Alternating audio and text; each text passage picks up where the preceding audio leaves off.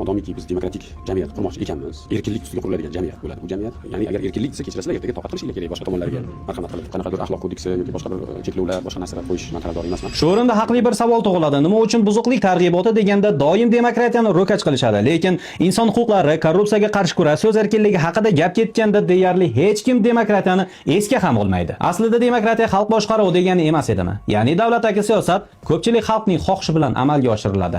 Madaniyat vazirligi esa xalqimiz buzuqlik targ'ibotini xohlaydimi, yo'qmi, bir tekshirib ko'rsa yaxshi bo'lar edi. Menimcha xalqimizning aksariyat qismi buzuqlik targ'ibotini xohlamasa kerak. Modomiki vazirimiz demokratiyani tilga olibdilar, shuni ham unutmasligimiz kerakki, deyarli hech qaysi rivojlangan demokratik davlatda madaniyat vazirligi degan tuzilmaning o'zi mavjud emas. Agar iddaoyimiz demokratiya bo'ladigan bo'lsa, birinchi navbatda madaniyat vazirligini tugatib qo'ysak bo'lmaydimi? Mana shunaqa sayoz fikrlar xalqimizni demokratiyadan bezdirib yuboryapti. Demokratiya deganda axloqsizlikni tushunadigan bo'lib qolishyapti. To'ylarda xalqning qalbidan joy olgan xonanda siyosatda ham xalqning qalbidan joy ololmasligi mumkinligini janob Nazarbekov misolida yaxshigina ko'rib olyapmiz.